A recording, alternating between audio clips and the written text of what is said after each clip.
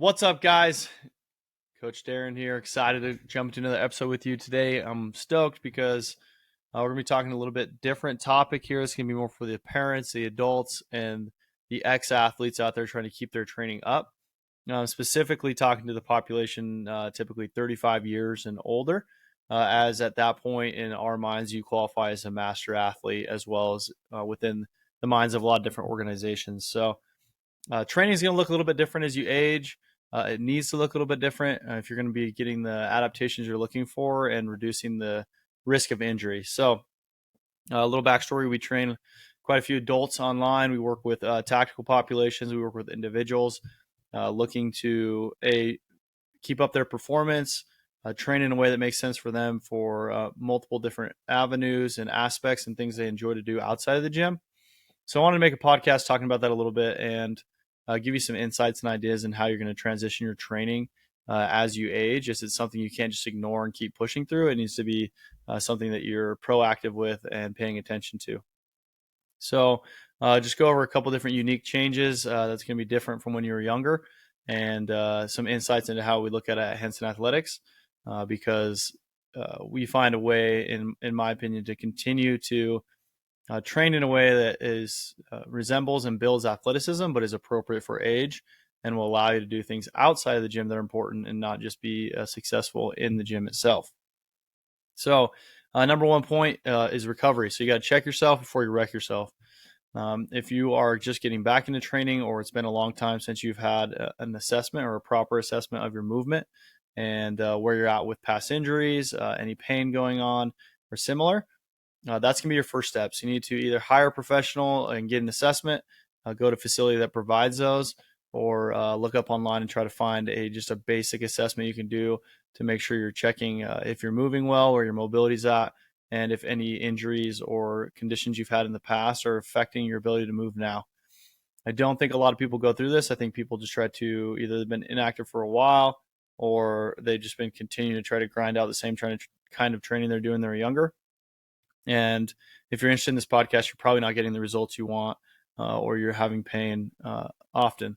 So different facilities offer that. Obviously, we offer that at HansenAthletics. You can see a physical therapist, an athletic trainer, anybody that's in that field that is well-versed in movement, flexibility, strength, and endurance. So typically you can get through that in 20, 30 minutes, and it's definitely the best place to start would be getting an assessment of your movement, getting a baseline on where you're at and how you're going to improve. Number two would be using resistance training to build strength. This is something that's foregone. Sometimes athletes are just more focused on endurance or cardio, or adults, right?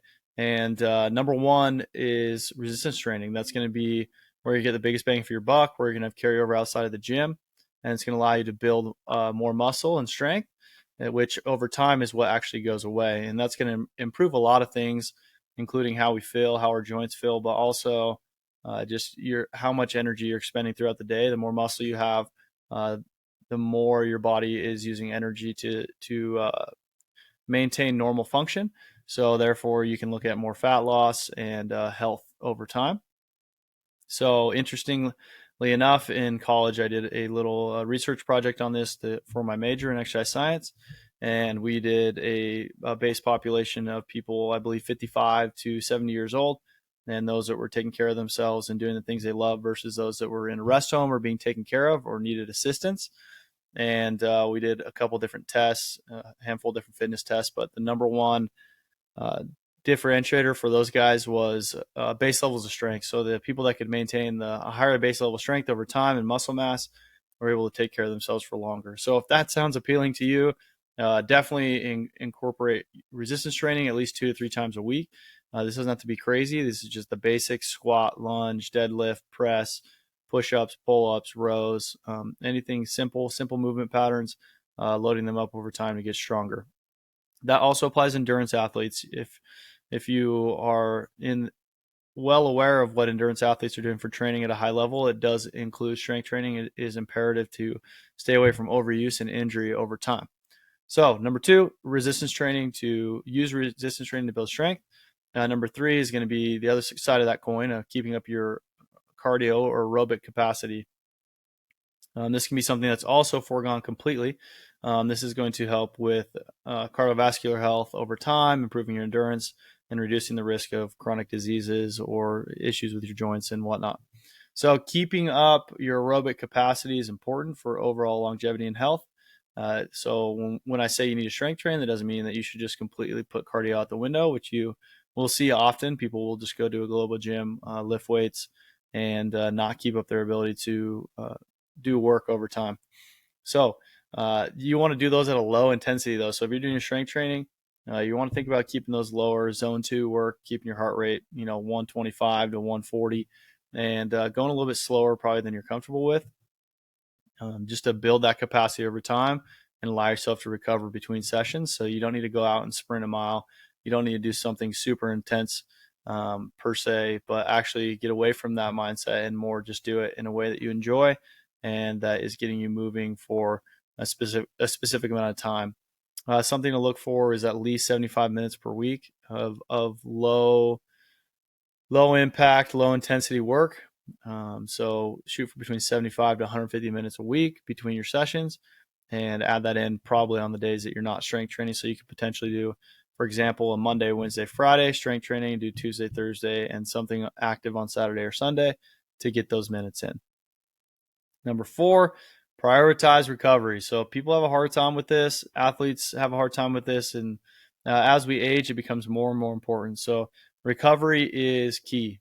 Okay. And that's going to come with a lot of different aspects, right? But if you are doing a lot of work and you're not recovering, you're going to not only run into burnout injuries, but you're also not going to maximize the work that you're doing. So it's important that after you work hard, tear down your body, you give it proper time to recover between sessions. And that is a missing link, which you would think would make sense. It'd be obvious, but it's missed a lot.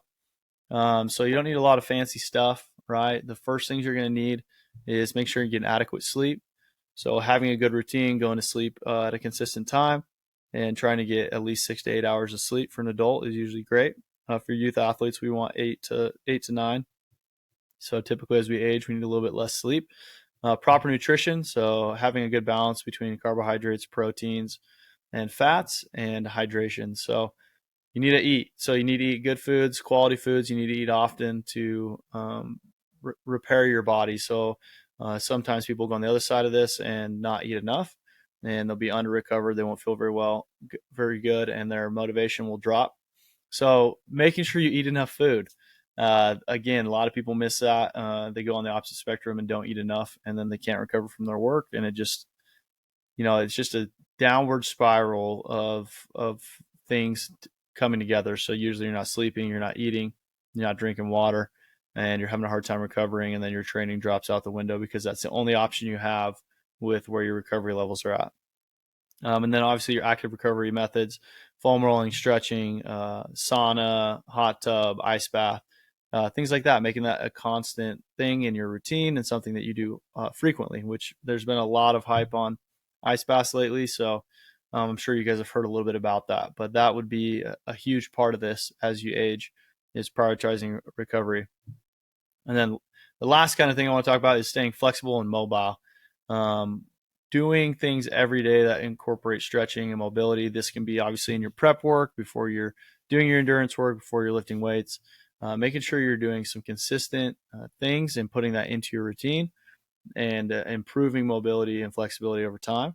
As we age, obviously that goes away, especially if we're not using the muscles as frequently, or we've come from a long period of not training and are looking to get back into it because we want to feel better and improve our lives.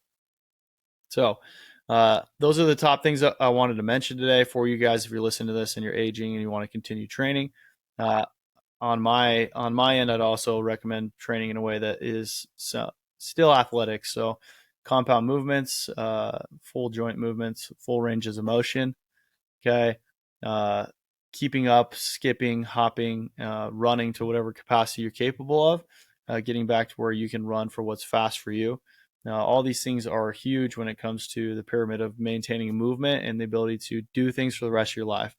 So all of those things packaged into one program, that's going to be ideal. Again, you can't do too much mobility and flexibility work. You can't spend too much on time on recovery, really.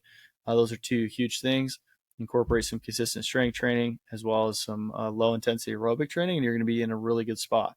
It doesn't have to be a super confusing or really crazy program, right? It just needs to be consistent and intelligent when it comes to what you're doing.